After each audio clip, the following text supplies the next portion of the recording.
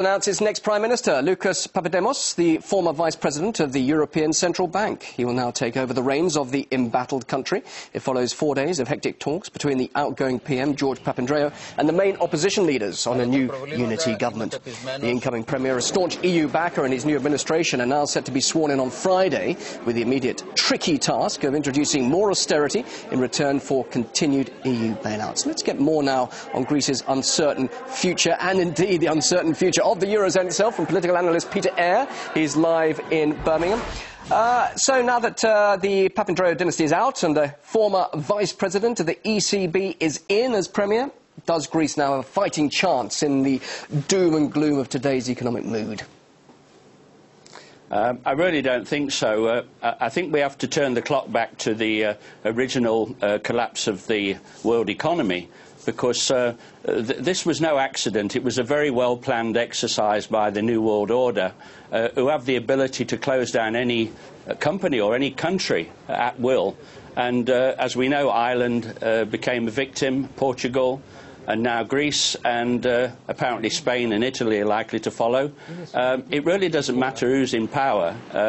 There are people that are controlling this situation, and we also have to understand that there's massive, could we say, massive corruption, fraud taking place, and tax evasion in most countries that are actually creating this problem. Well, so very interesting. We need to... Yeah, this is just to quickly ask you, very interesting point of view here. Just who are these people? You're saying this could be a conspiracy behind all of this. Who's actually the people then pulling the strings behind the scenes?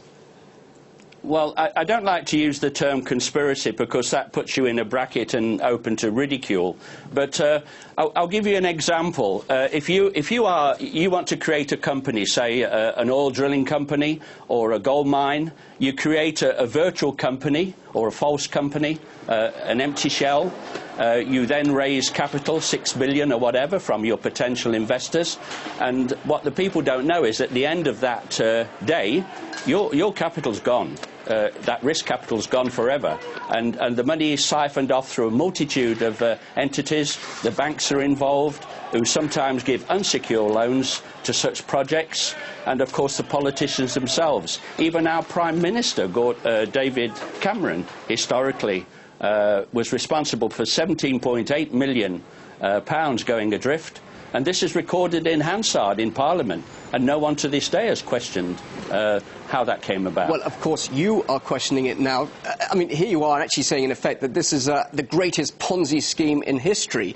Yes. Pulling something like this off and not being caught, many would say this is just a little too far-fetched, especially when we think about the scrutiny of the internet these days and whistleblowers. I mean, do you really believe that this sort of thing wouldn't be held to account?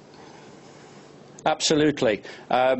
I could show you a multitude of what we call forensic evidence. I have a colleague that works on this that is quite an expert at tracing these schemes, all the companies involved. I'll give you an example, for instance. Arlington Street, Arlington Associates, which is attached to the Ritz Hotel in London, is such a boiler room, which is a boiler room of virtual companies where vast amounts of money are invested and just disappear. Another one is the first floor of 25 Berkeley Square in the Cadbury Schweppes building, a company called Lonrho. Massive corruption going on there, and tax evasion. And so what happens is this becomes a toxic debt. The banks provide them with insecure loans or whatever. That turns into toxic debt, and the ordinary people in the street have to pay the ultimate price. Well, it's a scam. Well, you come up with some very interesting, tangible examples of the financial aspects here, but what about the political ones? Surely politicians will not want to sacrifice their political careers and reputations for this. We've seen political collapse in Greece and Italy. Berlusconi losing power, perish the thought. Surely these people don't want that to happen. You've got to understand there's a protection mechanism in place. For instance, all our reports go through the Serious Fraud Office, which is the correct place to report such scams. We've reported it to every party political leader, our local members of parliament, and then when you go through the spider's web and realise who is involved, right down to local politicians, it's on such a vast scale. You know, you can name quite a few very senior politicians and members of the House of Lords who are all implicated in this scam of being non-executive directors or silent directors of non-existent companies. And when you link that with the fraud, the billions of pounds that are going amiss every year, and the tax evasion, they're all in on it. You know, what is the point? Well, that's the other thing. What is the point? Let's just imagine you are theoretically correct here, and you give some very, very credible evidence towards your theory. But we know, of course, that economic decline leads to unsocial, I should say, to social unrest. Now, are you actually saying that what people want is a European spring identical to what we're seeing unfold in the Arab world? Yes, I'm glad you used that term, because the Arab Spring is a perfect example of how this came about, because remember that they can take out any country financially or militarily that they want to take out. This is a master plan of what I call the New World Order.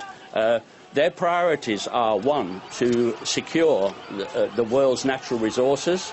Their second approach. Sorry, my speaker's coming out here, my earphone. The second one is to control the markets for those resources, and thirdly is to control the gateways, the sea lanes, and the pipeline routes. When you have control of this, you basically have got the world in the palm of your hand. Whoever controls the finances of the world controls the world, and this is what we're looking at here. One thing, Peter, I can guarantee, we'll get a lot of reaction to your point of view on this. Thank you very much indeed for sharing your thoughts. Peter Eyre, political analyst, joining us live there in Birmingham, in the UK. Fascinating. Thanks very much indeed.